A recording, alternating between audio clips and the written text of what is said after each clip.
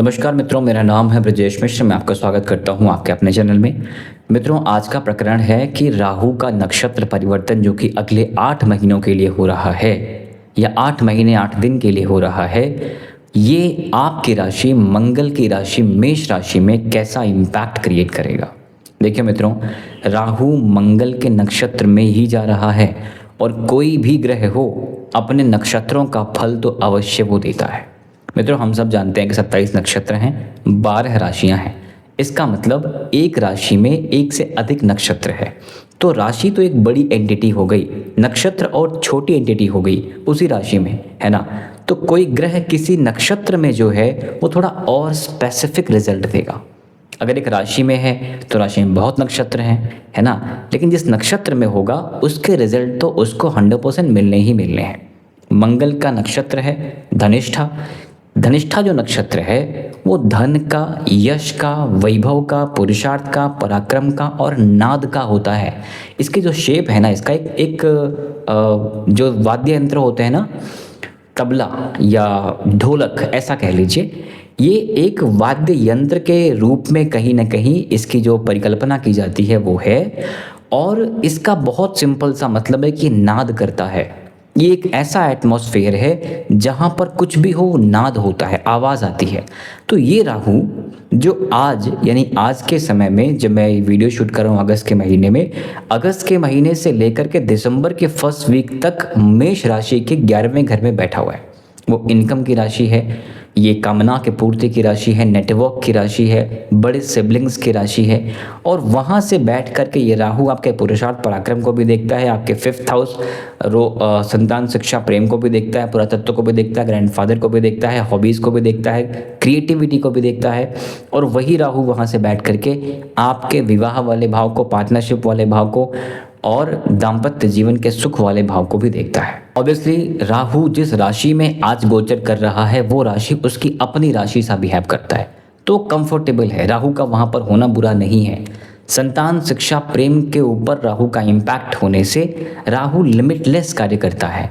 संभव है कि आपके जीवन में कोई आपका प्रेमी या प्रेमिका आपके परंपरा के अनुरूप नहीं हो, विपरीत हो, तो प्रेम संबंध बनने के योग बनाएगा।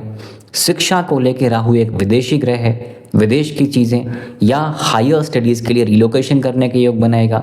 संतान को लेकर के राहु जीवन में कुछ समस्याएं करने का भी पूरा प्रयत्न करेगा, यानी कि बेबी प्लानिंग को लेके, या अगर संतान बड़ी हो गई है पहले से आपके पास है तो उनके आपसे दूर जाने के संकेत हैं। और दूर जाने का तात्पर्य सिर्फ फिजिकल डिस्टेंस नहीं, मेंटल डिस्टेंस भी होता है।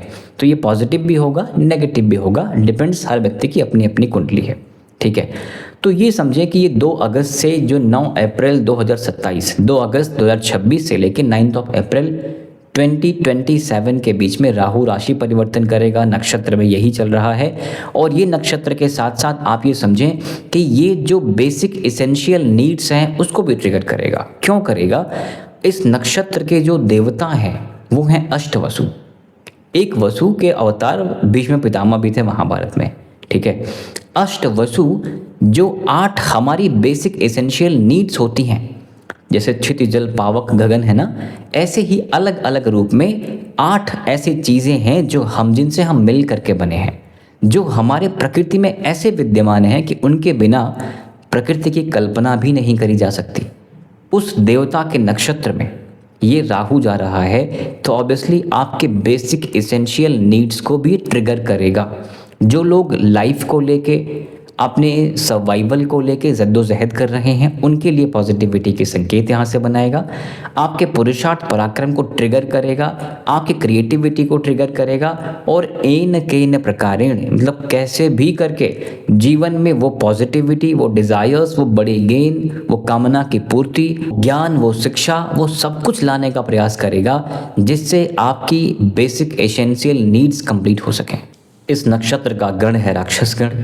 ऑब्वियसली चीज़ें आसान नहीं होंगी, सात्विक नहीं होंगी, कुछ शॉर्टकट्स भी यूज़ करने पड़ सकते हैं, इसमें इस नक्षत्र में पृथ्वी और वायु दोनों का प्रभाव है। जब तक ये कुंभ में रहेगा राहु, तब तक ये वायु तत्व का इम्पैक्ट देगा। जब मकर में जाएगा तो पृथ्वी तत्व का भी इम्पैक्ट देगा। राहु का मतलब हवाई चीज़ें। कई बार आपको कन्फ्यूजन्स क्रिएट हो सकती हैं, लेकिन दिसंबर के फर्स्ट वीक के बाद जैसे ही राहु पृथ्वी तत्व में चला जाएगा, यानी कि इसी नक्षत्र के अगले चरणों में चला जाएगा, तो आप ये समझें कि मकर राशि के लिए जो बेसिक स्टेबिलिटी की प्रॉब्लम आपको अभी चल रही है वो काफ़ी हद तक ठीक हो जाएगी। ये नक्षत्र रिसोर्सेज को, प्रॉस्पेरिटी को, प्रॉपर्टी को, कामना की पूर्ति को रिप्रेजेंट करता है, बड़े गोल्स को रिप्रेजेंट करता है।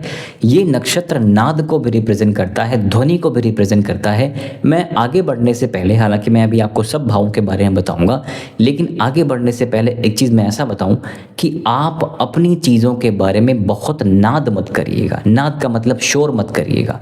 नज़र लगने की संभावना या बनते बनते काम बिगड़ने की संभावना ट्रिगर हो जाती है। इसलिए जो कुछ हो रहा है, अच्छा हो रहा है, बुरा हो रहा है, चुपचाप उसको देखने का, झेलने का और उससे पार पाने का प्रयत्न करिए, क्योंकि अवश्य में भोक्तव्यम कृतम कर्मा शुभा शुभम, हमारे ही कर्म है जो हम भोग रहे हैं। ये राहु का इम्पैक्ट दिसंबर के फर्स्ट वीक तक आपकी इनकम को ट्रिगर करेगा, बढ़ाएगा, आपकी कामनाओं को बढ़ाएगा और पूर्ण भी कराएगा। ये राहु का इम्पैक्ट आपके प्रेम वाले भाव पे है। जो लोग लव मैरिजेस के तरफ देख रहे हैं, प्रेम विवाह की तरफ देख रहे हैं, ये राहु कराएगा। इंटरकास्ट मैरिज होगा तो उसके भी संयोग पूरे बनते दिखते हैं, क्योंकि ये राहु सिर्फ प्रेम भाव को नहीं, आपके विवाह वाले भाव को भी देख रहा है। ये राहु आपके पुरुषार्थ, पराक्रम, छोटी यात्राओं, सिबलिंग्स को भी देख रहा है, आपकी क्रिएटिविटी को देख रहा है, ऑनलाइन स्टफ को लेके, कोडिंग को लेके, डिजिटल चीज़ों को लेकर के भी पॉजिटिविटी का संकेत ये राहु यहाँ से देता है। दिसंबर के फर्स्ट वीक के बाद राहु ट्रांजिट करके आपके कर्म स्थान में आ जाएगा। अभी कर्म स्थान में आने के बाद ये राहु का जो एक इम्पैक्ट आपके सेकेंड हाउस पे जाएगा। देखिए अभी इनकम वाले भाव में है और उसके बाद ये राहु आपके करियर में बैठ करके आपके धन वाले भाव को देखेगा। और राहु लिमिटलेस चीज़ें करता है। ऑब्वियसली कुछ पॉजिटिव्स भी हैं, कुछ नेगेटिव्स भी हैं। धन के लिए नेगेटिव राहु नहीं है, करियर के लिए नेगेटिव राहु नहीं है। ट्रांजिशंस के योग बनाएगा दिसंबर के बाद, नौकरी में परिवर्तन के योग बनाएगा। जो लोग बहुत लंबे समय से प्रयत्न कर रहे हैं विदेश जाने का, काम कारोबार को लेके, उनके काम कारोबार में बदलाव के प्रबल संकेत बनाएगा और स्थान परिवर्तन के योग भी बनते दिखते हैं दिसंबर के फर्स्ट वीक के बाद। यहाँ बैठ करके राहु आपके सेकंड हाउस को भी इन्फ्लुएंस देगा। सेकंड हाउस आपकी वाणी है। मैं पहले ही आपके नाद को, आपके बोलने को मना कर चुका हूँ कि बहुत ज़्यादा अपने बारे में मत करिएगा। कोई ज़िद ना आने पाए कि मैं ये करके रहूँगा, ये बता के रहूँगा, ये मैं सिखा के रहूँगा, कोई ज़िद मत करिएगा। ये राहु आपके सेकंड हाउस को जब देखेगा तो दुर्मुख योग बनाएगा। आपके मुख से कुछ ऐसी चीज़ें निकल सकती हैं जो आपके वातावरण में, आपके एटमॉस्फेयर में, आपके परिवार में बहुत अच्छी तरीके से नहीं ली जाएंगी। इसलिए थोड़ा चुपचाप रहने का प्रयत्न करिए, अपने काम से काम रखिए। बड़े गोल सामने दिखेंगे, बड़ी क्षमताएं भी आपकी ट्रिगर हो रही हैं, उनको प्राप्त करने का प्रयास करिए। जितना ज़्यादा अपने एनर्जी यहाँ वहाँ की चीज़ों पे लगाएंगे, उतने ही गोल्स आपके आपसे दूर होते चले जाएंगे। राहु का इम्पैक्ट फिर आपके फोर्थ हाउस पे भी पड़ेगा। आपको आपके गले से नीचे और स्टमक के ऊपर वाले भाव को लेकर थोड़ा ध्यान रखना चाहिए। और ये राहु का इम्पैक्ट आपकी माता को भी दिख रहा है, तो माता के स्वास्थ्य पर भी ध्यान रखना चाहिए। और आपके घर, गाड़ी, पैसा, प्लॉट, फ्लैट, सुख समृद्धि पर ये राहु निवेश कराता हुआ दिखता है दिसंबर के फर्स्ट वीक के बाद। राहु का इम्पैक्ट यहाँ से फिर आपके जॉब पे भी रहेगा। जो लोग विदेश संबंधित काम कारोबार को एक्सपेक्ट कर रहे हैं, कोडिंग को या टेक्नोलॉजी संबंधित कामकाज को यहाँ पे एक्सपेक्ट कर रहे हैं, उनके लिए एक पॉजिटिविटी यहाँ से बनती दिखती है। राहु के बिल्कुल सामने केतु रहता है। ऑब्वियसली जब राहु आपके 10th हाउस आएगा दिसंबर के फर्स्ट वीक में ही, तो केतु आपके 4th हाउस में आएगा। और ये केतु आपके घर में बैठ के आपके विदेश वाले भाव को देखता है, स्थान परिवर्तन के योग बनाएगा। ये केतु आपके कर्म क्षेत्र में भी परिवर्तन के योग बनाएगा। तो आपको अगर मैं इन 8 महीनों का एक क्रक्स ये बताऊं कि आने वाले 8 महीनों में राहु के नक्षत्र परिवर्तन से क्या क्या पॉजिटिविटी है और कहाँ कहाँ पे ध्यान रखना है, तो देखिए धन को लेके तो समस्या नहीं दिखती है। अभी इनकम पे राहु का इम्पैक्ट है और इसके बाद ये आपके धन वाले भाव को यानी वेल्थ अक्यूमुलेशन को देखेगा। ठीक है, ध्यान रखना है तो अपने परिवार को, ध्यान रखना है तो अपनी वाणी को, ध्यान रखना है तो अपने भोजन को। राहु जब आपके 10th हाउस आएगा तो आपके तामस भोजन की चीज़ें बढ़ा देगा।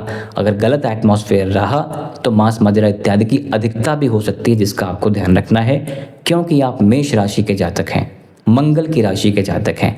मंगल पुरुषार्थ पराक्रम को रिप्रेजेंट करता है, मंगल ब्रह्मचर्य को रिप्रेजेंट करता है। और जैसा खाएं अन्न वैसा होगा मन, इसलिए सात्विक आहार की तरफ ज़रूर ध्यान दीजिएगा, तभी आप अपनी मंगल की एनर्जी को बेहतर तरीके से चैनल कर पाएंगे। ठीक है, 10th हाउस में जब राहु आएगा तो आपके 4th हाउस को भी देखेगा।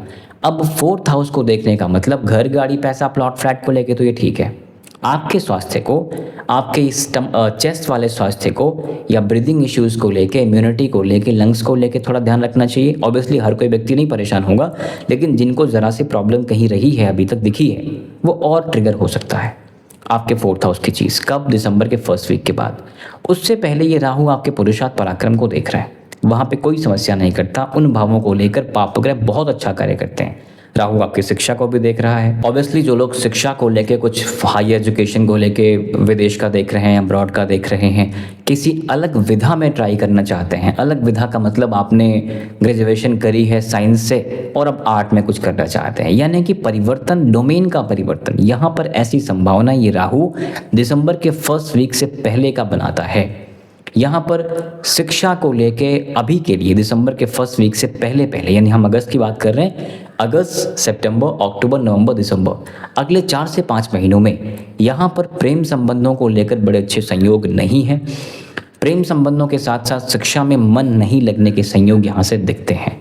कामना की पूर्ति को लेकर एफर्ट डालने में कभी कभी कंसिस्टेंसी के इश्यूज भी दिखते हैं। आज के टाइम पे ये मेष का जो इम्पैक्ट है, एकांत में रहना, अलग रहना, शनि की 7.5 का भी इम्पैक्ट सेम टाइम पे चल रहा है, पंचम भावस्थ केतु का इम्पैक्ट सेम टाइम पे चल रहा है, तो एकांत वैराग्य की पराकाष्ठा आपके सामने दिख सकती है। ये दिसंबर के फर्स्ट वीक तक रहेगी। आपके धार्मिकता को लेकर के भी, धार्मिक यात्राओं को लेकर के भी यहाँ पर प्रबल संकेत मिलते हैं। दिसंबर के फर्स्ट वीक के बाद जब केतु आपके 4th हाउस आ जाएगा तो एक गृह त्याग कराएगा। गृह त्याग में समस्या नहीं है, लेकिन जो लोग घर और नौकरी नहीं छोड़ना चाहते, वहाँ पर भी परिवर्तन की संकेत दिख जाते हैं।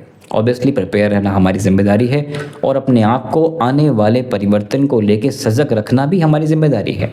जितना बेहतर तरीके से अपने आप को प्रिपेयर रखेंगे, समस्याएं आती रहेंगी और जाती रहेंगी, आप पार निकल जाएंगे। दिसंबर के फर्स्ट वीक के बाद केतु का जो इम्पैक्ट आपके अष्टम भाव पर पड़ेगा, वो फिलॉसफी को लेके, ऑकल्ट को लेके, रिसर्च को लेके तो काफ़ी अच्छा है, लेकिन ये आपके ससुराल पक्ष को लेके, आपके स्वास्थ्य को लेके, आपके स्टमक के हेल्थ को लेके, गट हेल्थ को लेके थोड़ी समस्याएं करता भी दिखता है। सर्जरी इत्यादि के योग भी अगले साल में बनते हुए दिख रहे हैं। मैं फिर से रिपीट कर दूं, हर व्यक्ति की सर्जरी नहीं होगी, हर मेष राशि का जातक परेशान हो ऐसा नहीं होगा, लेकिन हाँ, जिनको परेशानियां चल रही हैं उन परेशानियों में इजाफा होने के संकेत भी यहाँ पर दिख रहे हैं। विदेश जाना चाहते हैं तो अच्छे संकेत हैं। विदेश के साथ साथ आपको आपकी माता और आपके स्वयं के स्वास्थ्य को लेकर कुछ पैसे खर्च होने के संयोग भी यहाँ पर दिख रहे हैं। कुछ बेसिक उपाय मैं आपको बताऊँ। एक काम करिएगा, पहली चीज़ तो शनिवार के दिन दोपहर के बाद गरीबों के लिए, बेजुबानों के लिए जो भी चैरिटी जिस भी रूप में कर सकते हैं करने का प्रयास करिए। कुछ भी दे सकें, खाना दे सकें, कपड़ा कर सकें, भोजन कर सकें, शनिवार के दिन दोपहर के बाद। ठीक है, बरसात का मौसम है, छाता वगैरह दे सकें तो बहुत अच्छा है। ये शनिवार के दिन दोपहर के बाद ही करनी है। इससे आप अपने स्वास्थ्य लाभ को लेकर के और कार्यों में विलंब को लेकर के, बिकॉज आपके कर्मेश शनि ही हैं और आज का शनि वक्री भी है। इवन अगस्त के महीने में मंगल और राहु का नक्षत्र परिवर्तन राजयोग भी चल रहा है। मंगल राहु के नक्षत्र में और राहु मंगल के नक्षत्र में चल रहा है, तो इनिशियल जो स्टफ है, जो इनिशियल स्टार्ट है वो तो अच्छा है। आने वाले समय पर जो बदलाव हैं वो भी अच्छे हैं। बस आपको अपने पुरुषार्थ पराक्रम पे ध्यान देना है। आपको अपने एकांत पे या एकांत वाले भाव को चैनल करना है, क्योंकि जिन लोगों ने भी वंडर्स किए हैं वो महफिल में खड़े होकर नहीं किए हैं, एकांत में किए हैं। तो आपको अपने इस एकांत वाले भाव को ज़रूर चैनल करिए। कुछ बड़ा, कुछ बेहतर या कुछ बड़ा बिल्ड करने की आपको यहाँ पर अपॉर्चुनिटी दिख रही है, वो अपॉर्चुनिटी पे काम करिए। धन को लेके, वैभव को लेके, यश को लेकर कोई समस्या नहीं दिखती।